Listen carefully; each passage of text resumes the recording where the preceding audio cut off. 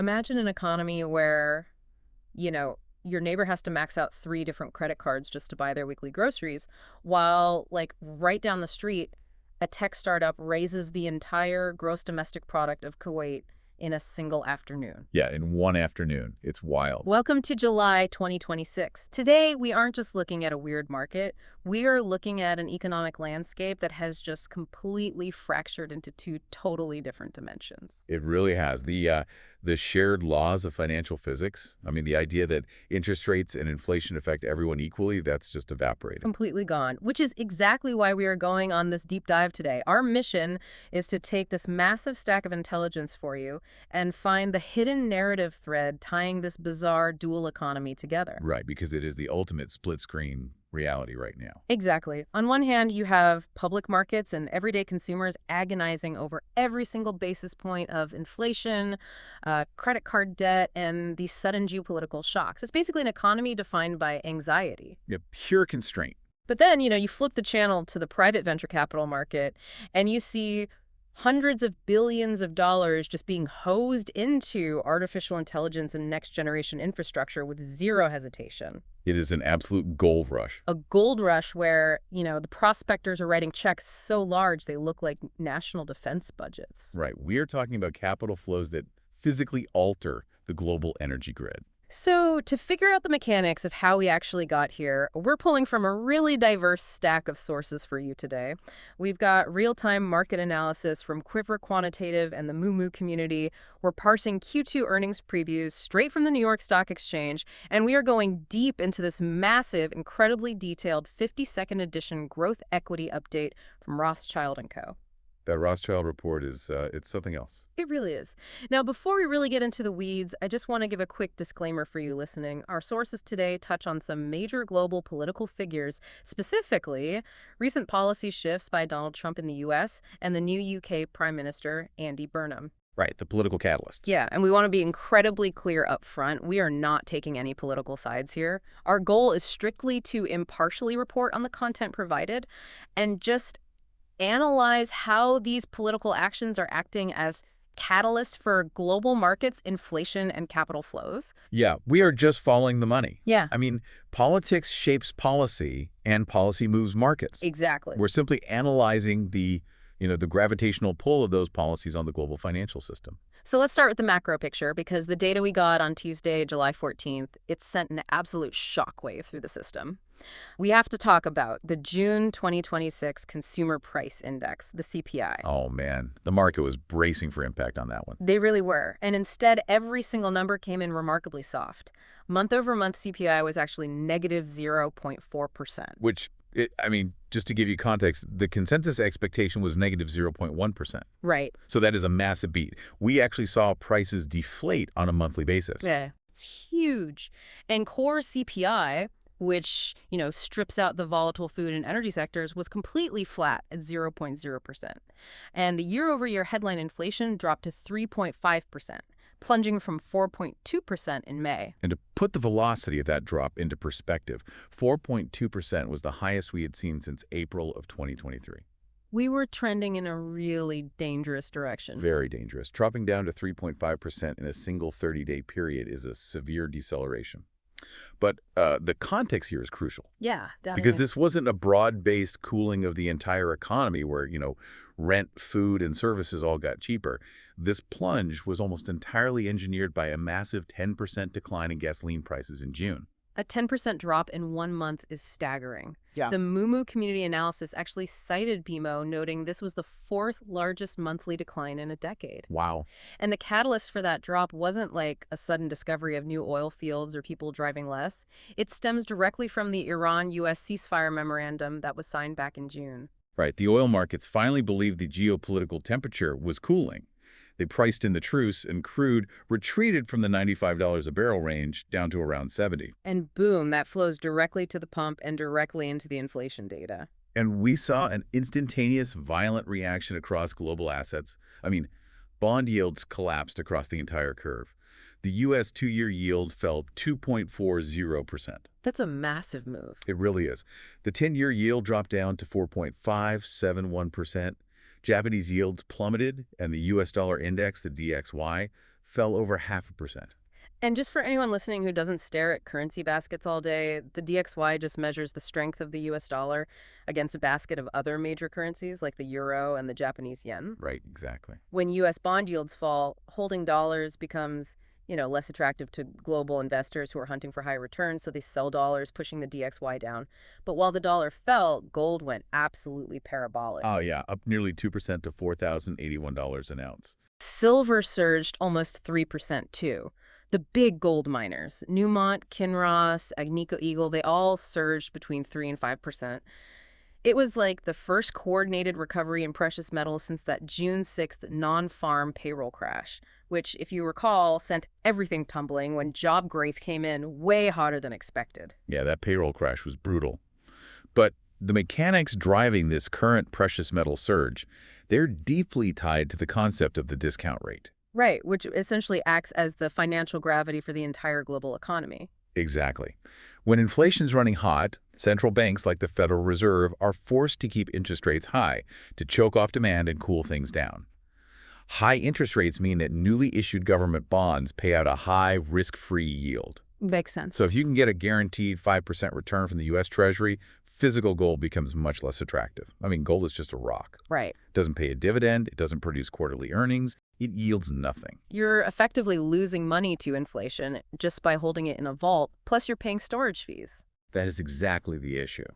But the moment the market saw this soft CPI print, that negative 0.4% month-over-month deflation, algorithmic traders and institutional desks instantly repriced the probability of the Fed's next move. Yeah, Yahoo Finance noted the market was already placing a 65% probability on the Fed holding rates steady at their upcoming July 29th meeting.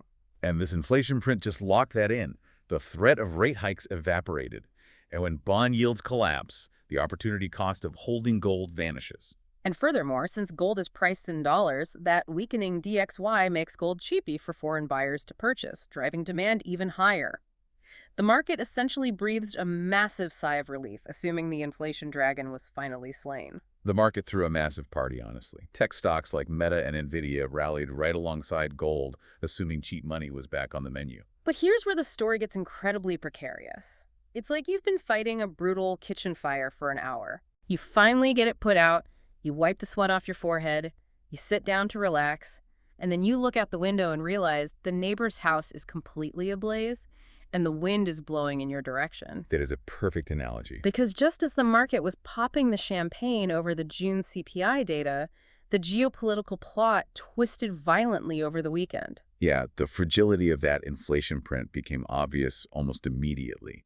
The public markets were pricing in a permanent victory based on a very temporary truce. According to Quiver, Quantitative, and the NYSE market updates, over the weekend following that CPI print, President Trump executed a massive pivot in foreign policy. He dropped his previously proposed 20% Hormuz cargo fee, which had been, really spooking global shipping. Right, the shipping markets hated that fee. Yeah, so instead he replaced that tariff plan with a series of bilateral Gulf investment deals.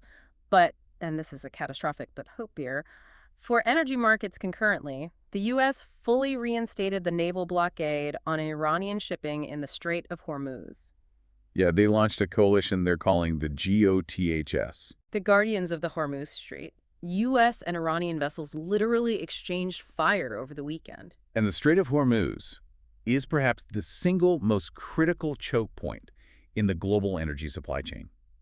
Roughly 20% of the world's daily oil consumption passes through that narrow waterway. Wow, 20%. Yeah, and it's highly inelastic. I mean, you cannot easily reroute massive supertankers around it without adding immense cost and weeks of travel time. Which immediately sent oil prices rocketing right back up. The United States Oil Fund, the USO, surged over 2% right alongside the broader market rally. It creates this bizarre cognitive dissonance on Wall Street. Exactly. So let's look at the mechanics of this. If oil is spiking again because of this renewed blockade by the GOTHS, isn't the entire June CPI celebration totally premature? We just established that the only reason inflation dropped was because gas got 10% cheaper. Aren't we just going to see inflation rubber band right back up in the July and August data? The math strongly suggests a rubber band effect, yes. Yeah. I mean, the June CPI print was essentially a snapshot as a peaceful past.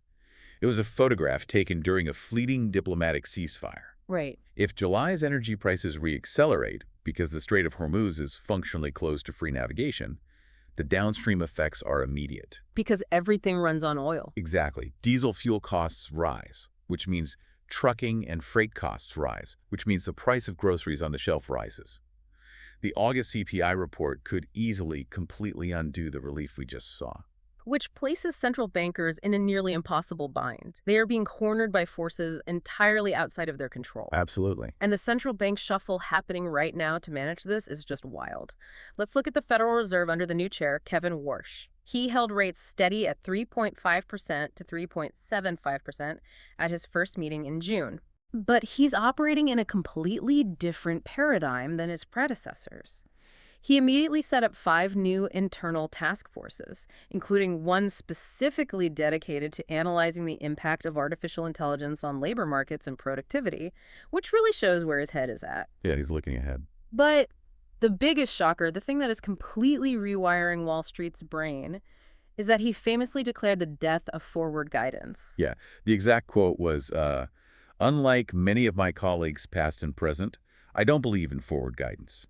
I don't believe that I should be previewing for you what a future decision might be. Wow. That statement single-handedly dismantled 15 years of established monetary doctrine. Let's break this down for you listening. Forward guidance is essentially bowling with the bumpers up. For the last decade, through the Bernanke, Yellen, and Powell eras, the Fed has kept the bumpers in the gutters. He really did. They used forward guidance to tell Wall Street exactly what they were going to do months, sometimes years in advance. They would say things like, we plan to hold rates near zero through the end of next year, or we anticipate 3/4-point rate cuts in the next calendar year. It was specifically designed to soothe the market and reduce volatility. Yeah, and Wall Street became entirely addicted to these promises because it allowed them to price risk with almost mathematical certainty. The Federal Reserve essentially acted as a massive insurance policy against volatility. But by killing forward guidance, Kevin Warsh just ripped the bumpers out of the bowling alley. He's yanked them right out. He is forcing the market to price in real-time uncertainty. He is stating that the Federal Reserve will be purely data-dependent.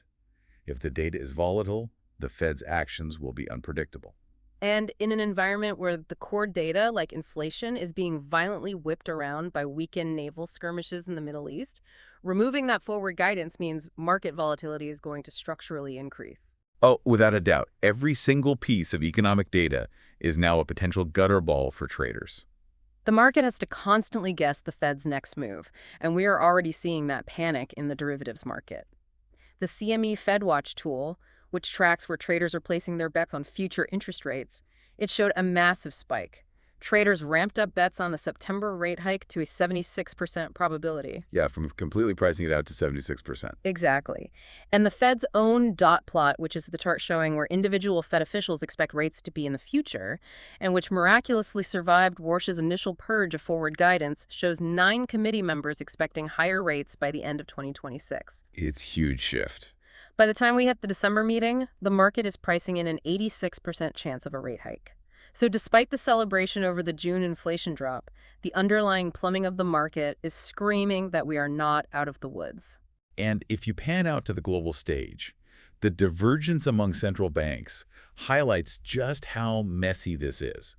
I mean, while the U.S. Fed held steady, the European Central Bank, the ECB, actually raised rates to 2.25%. Oh, wow. They actually hiked. Yeah, it was their first hike since August of 2023. Yeah. They explicitly cited a major energy shock and persistent inflation risks driven by the Iran conflict. Right. Christine Lagarde, the ECB president, she warned that inflation is broadening out from just energy and is seeping into the service sector throughout the European economy. Then you look across the English Channel, and the Bank of England held rates at 3.75%.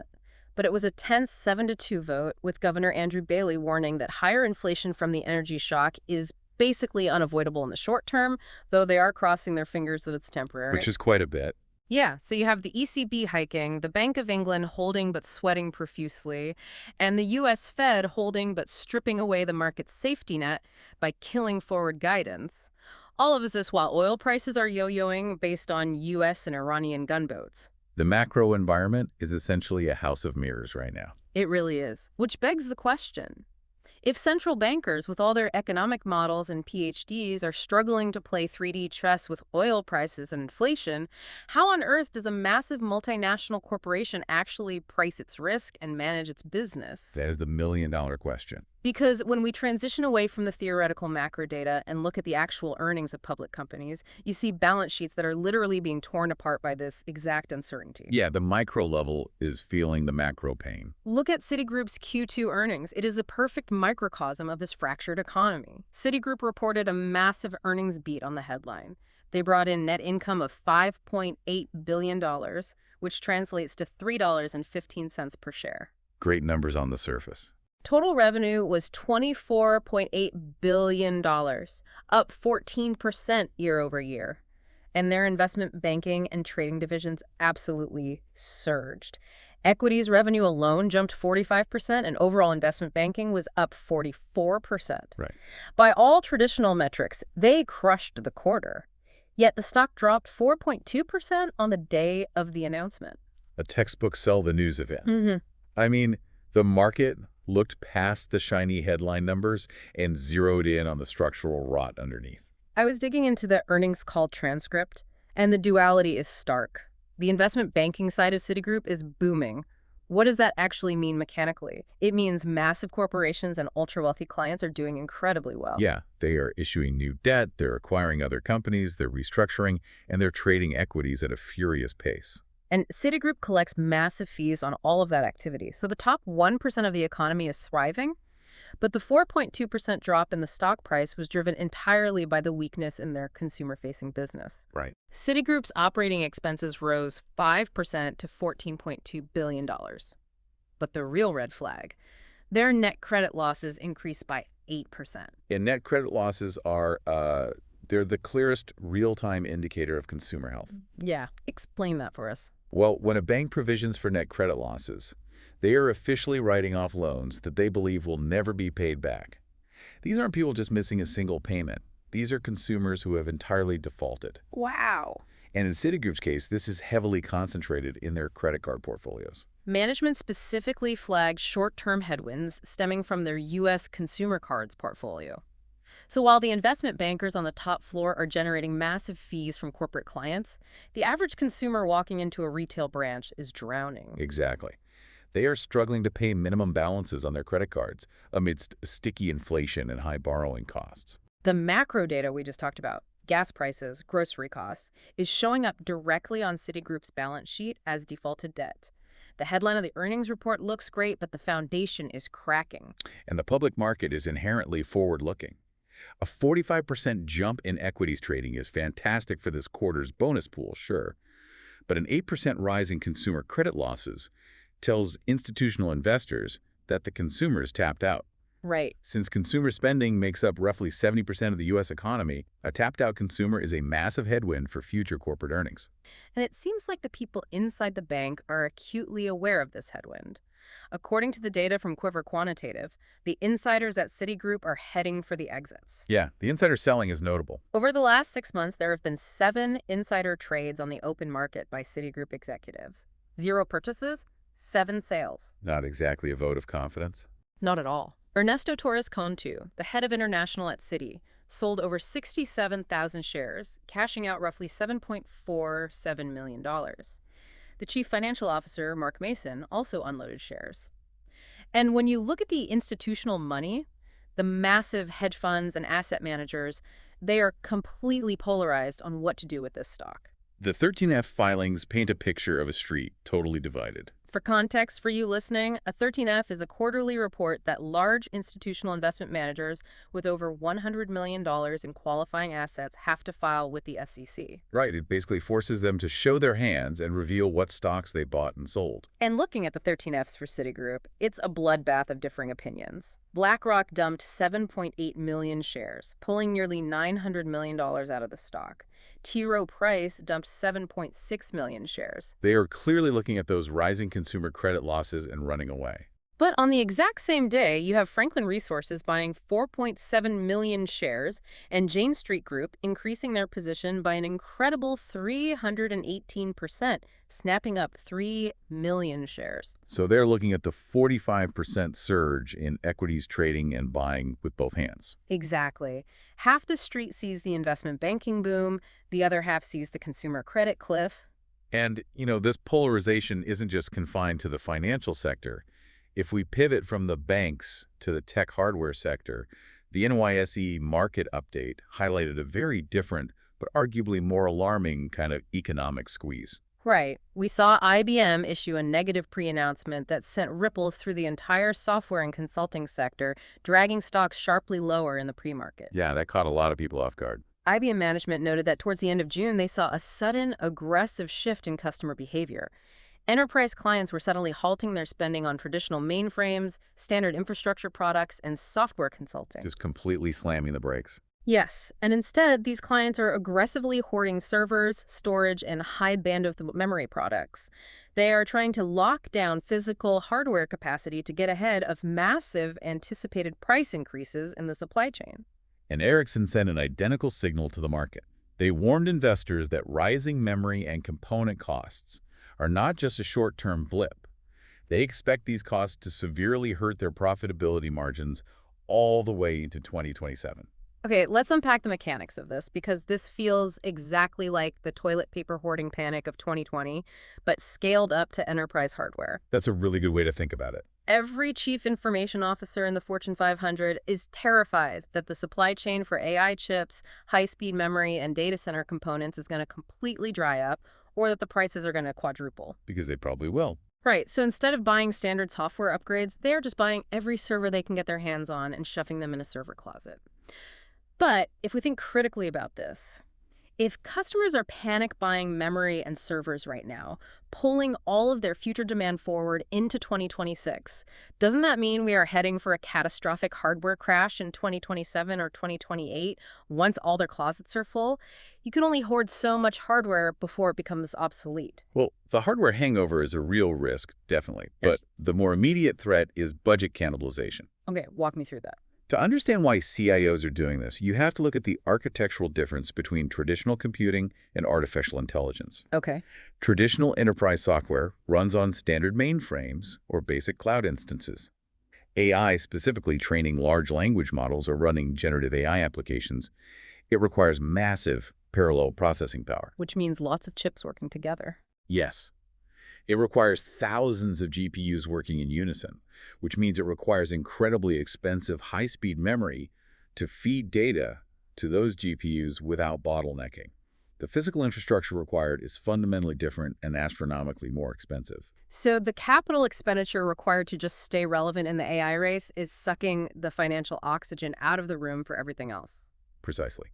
A chief information officer at a Fortune 500 company has a fixed annual IT budget. If component costs are surging and they are forced to spend 40% more on basic servers and memory just to maintain their company's baseline AI infrastructure, that money has to come from somewhere. Right, they can't just print money. Exactly. They have to cut spending elsewhere in the budget. That means they stop buying new productivity software. They delay upgrading their traditional cybersecurity platforms. They cancel consulting contracts with companies like IBM. Wow, so it creates a massive ripple effect. Yeah, the extreme concentration of corporate IT spend on AI infrastructure is effectively starving other sectors of the tech economy. The companies supplying the literal silicon and copper for the AI gold rush are booming, but traditional software as a service companies in the public market are getting crushed by shifting budgets. It is a market defined by extreme constraints. You have public banks sweating over everyday consumers defaulting on credit cards, and public tech giants agonizing over supply chain costs and cannibalized budgets. Every public CEO is trying to squeeze water from a stone just to maintain their profit margins. It sounds utterly exhausting. It is. But then you walk through the looking glass, you leave the public markets behind, and you look at the data from the private markets, and it is like you have stepped onto another planet entirely. Yeah, the gravity is different over there. While public companies are squeezing pennies, the private venture capital market is operating in an alternate universe where financial gravity simply does not exist. It is flush with hundreds of billions of dollars. This is the AI megawave. The figures detailed in the Rothschild & Co. 50-second growth equity update are, I mean, they are almost difficult to fully comprehend. They defy the traditional historical cycles of venture capital. They are mind-bending. Let's look at the raw data for the U.S. fundraising behemoth. In the first half of 2026 alone, the United States venture ecosystem raised a staggering $372 billion across 336 deals. $372 billion in 6 months. It's crazy. That is more than 3 times the amount raised in the first half of 2025 and over 8 times the volume we saw in the first half of 2024. But the sheer volume isn't even the craziest part. It's the concentration. Right. This is not a rising tide lifting all boats. A jaw-dropping 77% of that $372 billion, you're talking $285 billion, went to one single sector, artificial intelligence. And if you drill down even further into that $285 billion AI allocation, the concentration becomes even more extreme. It is a winner-takes-all reality.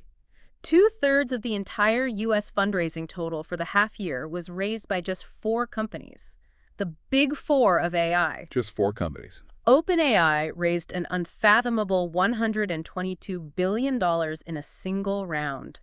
Anthropic raised $50 billion. Elon Musk's xAI and a new player called Prometheus took the rest. Yeah, Prometheus alone raised $12 billion at a $41 billion valuation in June. They're building what they call an artificial general engineer. But I want to pause on that OpenAI number. $122 billion for one company. That is larger than the gross domestic product of many sovereign nations. The entire GDP of Kuwait is roughly $160 billion. Morocco is around $130 billion. Yeah. OpenAI is raising small nation-state money in a single private funding round. This is exactly why the fundamental rules of venture capital are being violently rewritten. I mean, the historical venture model, the model that built Silicon Valley, was about placing many small, calculated bets across a wide, diverse landscape of startups. Right. You gave 100 software companies $5 million each, assuming 90 of them would fail, but hoping 1 or 2 would become the next Uber or Airbnb and return the fund. The classic spray and pray approach. Exactly. But that era is over. The model now is about amassing sovereign wealth level capital to fund 4 or 5 apex predators. But why do they need so much money? Software used to be cheap to build. You just needed laptops and pizza. Because they aren't building software anymore, they're building infrastructure. Okay. The physical requirements for training next-generation large language models are staggering. They don't just need server space, they need to build their own dedicated power plants to meet the energy demands of their GPU clusters. Wow, power plants. Yeah, they need massive, localized cooling centers. They're designing custom silicon architectures. We have moved from venture capital to what you might accurately call infrastructure capital. Like railroads. Yes. It looks much more like funding the Transcontinental Railroad in the 1800s or the global telecommunications fiber optic network in the 1990s than it does funding a mobile app in 2010. That makes so much sense. And because the capital expenditure requirements are so incredibly vast, traditional VC funds simply do not have the balance sheets to play the game anymore. And while AI is the supermassive black hole that everything else is orbiting, there are other sectors catching this wave. The Rothschild report notes that defense technology has moved up to the 3rd largest sector for private funding. Yeah, defense is seeing huge numbers. Anduril raised $5 billion, Shield AI, Saronic in the US, and Stark in Europe are raising massive rounds. And the mechanics of why are obvious. As we saw in the macro data with the Strait of Hormuz and the GOTHS blockade, global conflict is accelerating. Nation-states are looking at AI and realizing it is the new arms race. Defense tech startups are riding the AI wave to build autonomous drone swarms, predictive battlefield command systems, and AI-piloted fighter jets. It is the rapid militarization of the AI boom. You also see incredible capital flows into robotics.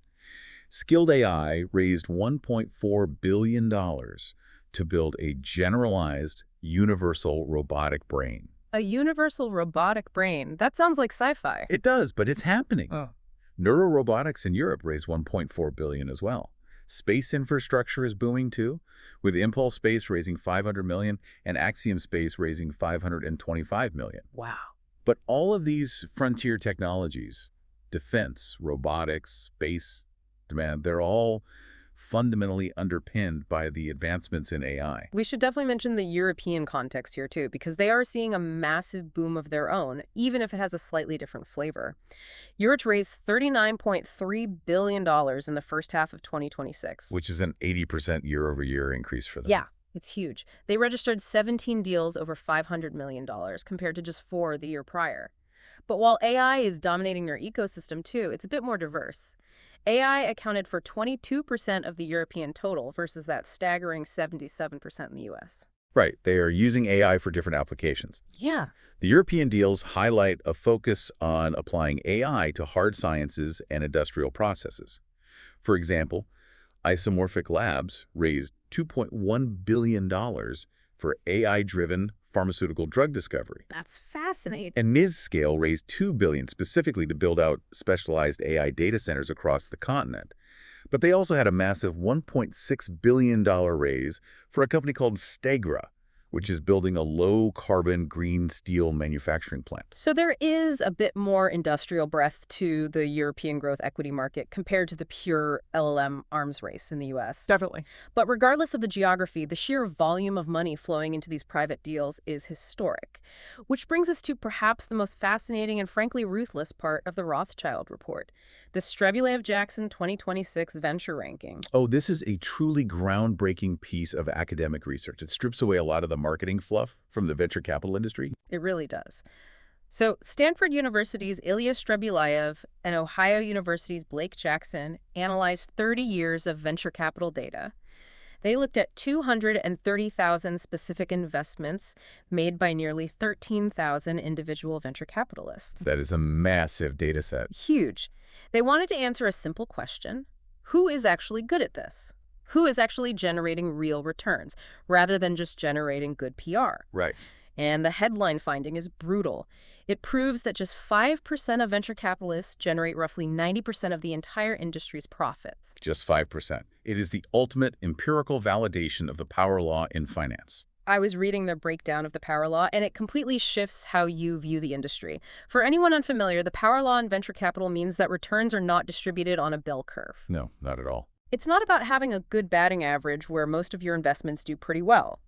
In a standard VC portfolio of 100 startups, 90 will go to zero and fail entirely. 9 might break even or give you a small return. But one single investment will return 100 times your money and pay for the losses of the entire fund. The bulk of all returns are generated by a microscopic fraction of hyper-successful outliers. Exactly. But what this Strebulev-Jackson study proves is that this power law doesn't just apply to the startups themselves, it applies to the investors. A tiny fraction of the VC firms produce the vast majority of the returns for the pension funds and endowments that back them. The industry operates on an extreme winner-takes-all dynamic. And when you look at the ranking, the winners truly took it all. Sequoia Capital and Andreessen Horowitz took the top 2 spots on the ranking, and that wasn't even a close competition. Not even close. Sequoia had 2.2 times the score of the third-ranked firm, which was Excel. DST Global and Tiger Global rounded out the top 5. But what makes this study so powerful is how they ranked them. They don't just look at total assets under management, which is how most lists are generated. Right, which just tells you who can raise money, not who can make money. Exactly. They used 6 incredibly ruthless mechanical criteria to weed out the pretenders. First, they actively discount inflated private valuations. The study notes that private market valuations are usually overstated by nearly 50% compared to public markets. 50%. Yeah. Why? Because when VCs invest, they don't buy common stock like you or I do on Robinhood. They buy preferred stock with downside protection, liquidation preferences, and anti-dilution clauses. So a $10 billion valuation in the private market isn't real. Right, it's heavily engineered. The researchers aggressively chop those valuations in half right off the bat to find the true value. That alone destroys the rankings of hundreds of top-tier VCs who rely on paper markups rather than actual cash exits. Exactly. Second, they track dilution relentlessly through every subsequent funding round. If you owned 20% of a company at the seed stage, but got diluted down to 2% by the IPO, your score reflects that reality. Which is very fair. Third, they focus strictly on net profit, not gross multiples. The authors literally wrote in the paper, Turning 10 million into 2 billion is a fundamentally different achievement from turning 1 billion into the same 2 billion. Yeah, they penalize VCs who just spray massive checks to get their logos on headline deals, but are highly capital inefficient. Exactly. Fourth, they reward active board seats, demanding proof that the investor actually provided strategic value rather than just dumb money. And then there's the fifth and arguably most revolutionary metric of all, which is that they measure human capital decay. This concept blew my mind when I read it. They actively discount an investor's past success using a 3-year half-life. If you think about it, it makes total sense. It's exactly like professional sports. You can't claim you're the best quarterback in the NFL today just because you won a Super Bowl back in 2005. The game has changed. The defensive schemes are faster. The rules are different. If you haven't thrown a touchdown since the Bush administration, your skills have decayed. That's a great way to look at it. Hmm. The researchers applied this exact logic to venture capitalists. I mean, a venture capitalist's skill is comprised of their network, their pattern recognition, and their technological foresight. Right. All of those assets depreciate rapidly if they aren't continuously exercised at the frontier of innovation. The paper mathematically illustrates that if two investors both turned a 20% stake into a $10 billion IPO, but one did it during the Web 2 boom in 2005 and the other did it in 2020, they are not equals today. Not at all. The 2005 investor is resting on human capital that is 2 decades old. This ranking calculates who is actually good today. And the answer is the VCs who are aggressively positioned in the best AI deals. Snowflake, OpenAI, Figma, xAI, Prometheus. The top deals are shared by a tiny, incestuous cluster of elite firms. Which creates a really powerful self-fulfilling prophecy. That's right. Because these top 5% of firms have the best operational networks, the most powerful compute access, and the most capital. The elite AI founders only want to take money from them. Makes sense. If you are building a foundational LLM, you want Sequoia or Andreessen on your cap table, not some mid-tier firm. Therefore, access to the best deals is structurally restricted to the top 5% of firms, ensuring they continue to generate 90% of the profits. But looking at the scale of this, I have to question the entire ecosystem. Yeah. You look at these numbers, $122 billion for OpenAI, $50 billion for Anthropic. Is this even venture capital anymore? The phrase venture capital implies risk and discovery. It conjures the image of two founders in a garage eating ramen, getting a $500,000 seed check to build a scrappy prototype. These AI companies aren't scrappy. No, they're not. They are raising hundreds of billions to build massive infrastructure grids that rival the Hoover Dam.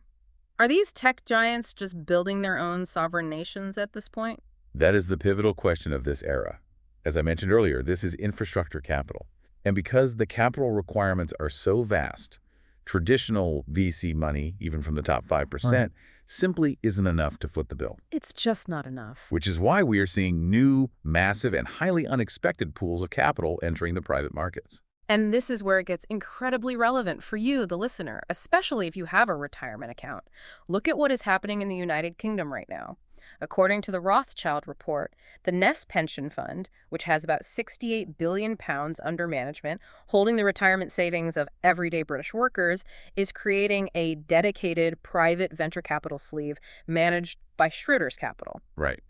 They are putting in an initial £200 million, and they're aiming to scale that to £1 billion by 2030, specifically to invest in late-stage VC opportunities like the autonomous driving startup Wave and the AI video company Synthesia. And this isn't happening in a vacuum. Yeah. It is part of the Mansion House Accords, which is a major government initiative pushing UK pensions to allocate at least 10% of their default funds away from safe public stocks and into private equity and venture capital. And you see similar political pressure accelerating this trend. The incoming UK Prime Minister, Andy Burnham, is aggressively pushing for regional good growth funds and massive tax reliefs, specifically designed to keep these high-growth startups in Britain.